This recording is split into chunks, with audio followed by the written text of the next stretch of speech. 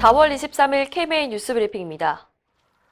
어제 예고해드린 대로 정부가 생활 속 거리두기, 즉 생활 방역 지침을 공개했습니다. 우선 개인이 지켜야 할 기본 수칙은 아프면 3, 4일간 집에 머물고 사람과 사람 사이의 2팔 간격의 건강 거리두기, 30초간 손 씻기, 그리고 매일 2번 이상 환기와 주기적으로 소독하기 등입니다. 집단 방역 기본 수칙은 방역 관리자 지정하기, 공동체 방역 지침 만들고 준수하기, 발열 확인과 방역 관리자에게 협조하기 등 5가지입니다. 앞으로 사무실과 대중교통, 음식점, 쇼핑시설, 그리고 결혼식과 장례식 등에 적용할 세부 지침도 마련할 예정입니다. 중앙사고수습본부는 이 수칙들은 강제가 아니라 권고적 성격이라고 밝혔는데요. 핵심적인 수칙들은 강제할 필요성이 있다고 보고 벌칙을 부과하는 방안도 검토 중입니다. 한편 오늘 오전 현재 확진자는 전날보다 8명, 사망자는 2명이 각각 늘어났습니다. 하루 신규 확진자가 10명 안팎을 유지하고 있지만 안심하기엔 이릅니다.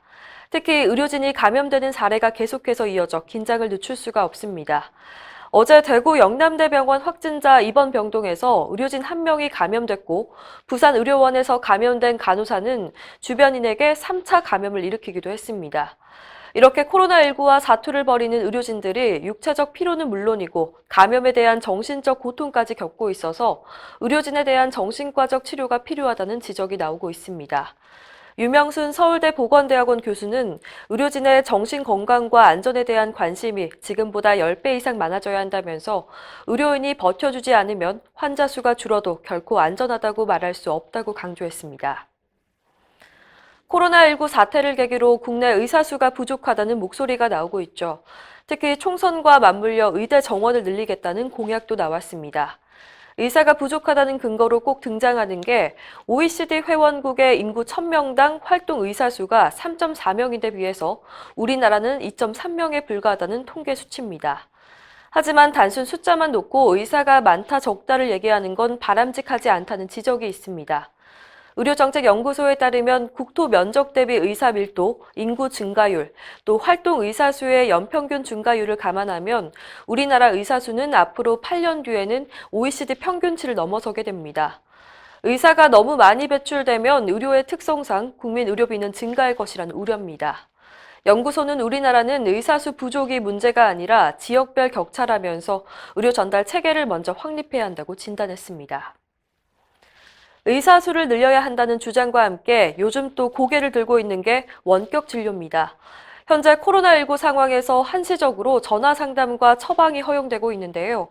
정부는 이번 기회에 원격 진료를 도입하겠다는 의도를 내비치고 있습니다.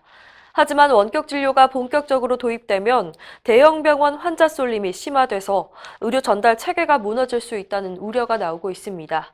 실제로 12일 현재 전화 상담과 처방 건수는 총 10만 4천 건이 이뤄졌습니다. 동네 의원 한 곳당 평균 27건과 비교를 할 때 상급 종합병원은 204건, 바로 10배에 달합니다. 원격 진료는 피치 못할 상황에서 예외적으로 허용해야 한다는 게 의협의 입장입니다. 시민단체도 원격 진료는 기업과 협력 병원의 이윤 추구를 위한 의료 민영화 정책이라며 비판하고 있습니다. 의료와 관련된 사건, 사고가 끊이지 않고 있죠. 정부는 의료 과실을 일으킨 의사를 형사처벌하거나 면허정지 같은 처분을 강하게 내리는 경향이 있는데요. 세계적인 추세에 역행한다는 지적이 있습니다. 의료정책연구소에 따르면 캐나다 온타리오주의 경우 의사면허관리기구가 자체적으로 회원 자격 등록부터 유지와 징계 등을 통합적으로 관리합니다.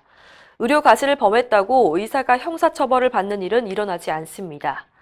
이 같은 온타리오주의 자율규제 모델은 의사 면허 관리의 모범 사례로 꼽힙니다. 의사의 전문성과 높은 도덕성을 감안하지 않고 처벌 위주로 대응하는 것은 문제 해결에 아무런 도움이 되지 않기 때문입니다.